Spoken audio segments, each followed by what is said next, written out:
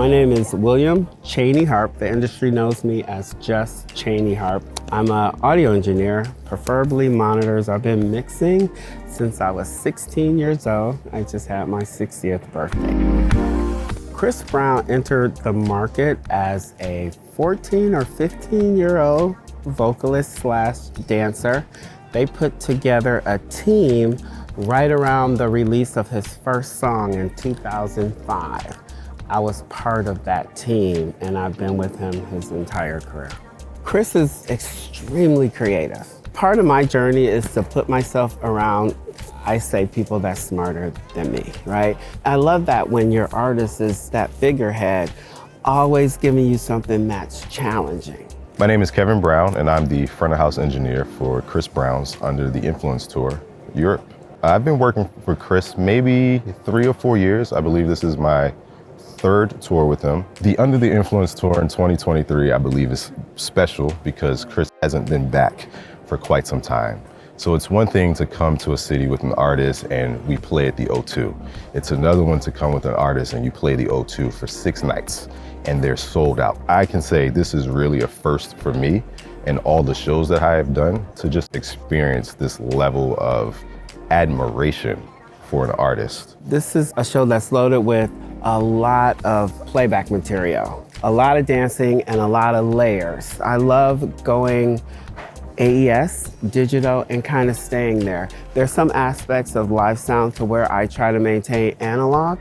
It's a warm sound, and everything else, if I can get it digital and keep it digital, then I like that. So this is who you want to manage whatever it is you need to do. I think DiGiCo not only set a high standard, but they set a level of stability.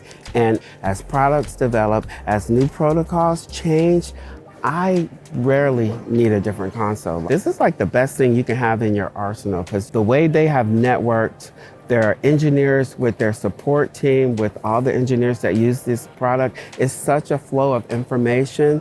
You can see questions being answered in updates to address things that are on their way.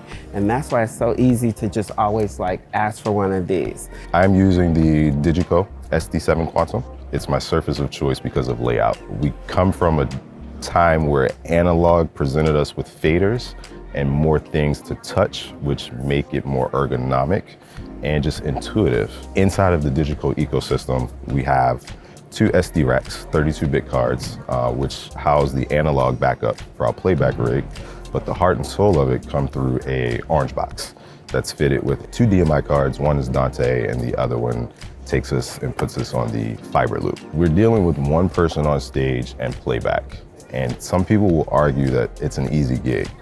Well, when you have 12 or 8 musicians on stage, you have a fallback. We don't have that in this situation. We have our playback, which is the album, which what fans want to hear, and we have a lead singer who needs to be out front every night.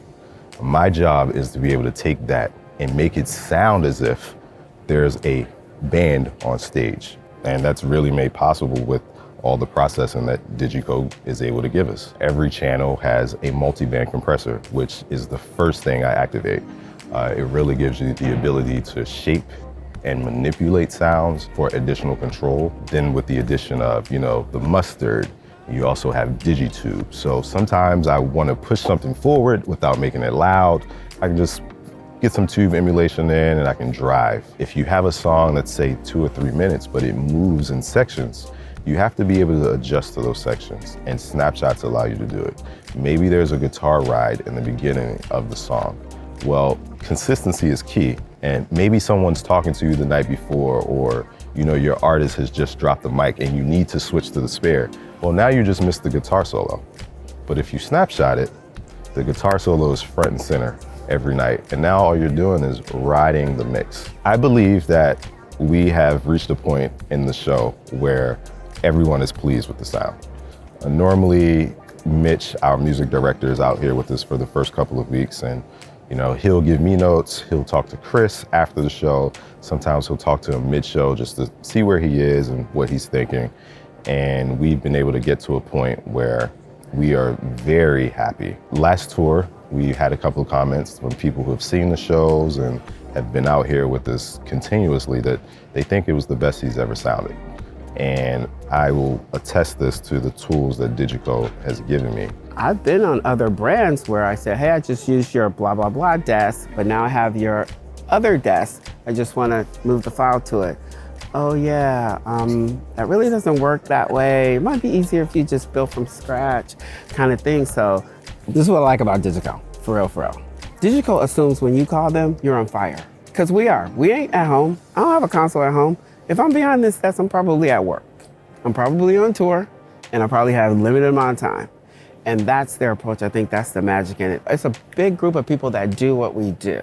And they've elevated themselves, and now they're in key positions.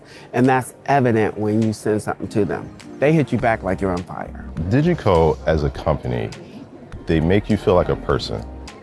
And by that, I mean they're very personable. They take pride in their users.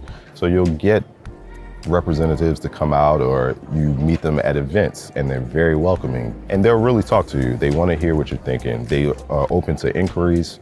They're open to suggestions, which is very important. They're taking real world users and saying, hey, this is what our user base wants. How can we incorporate it to make their lives easier, make them more efficient, make better shows, which really stands out for us. Some companies just don't provide that type of service.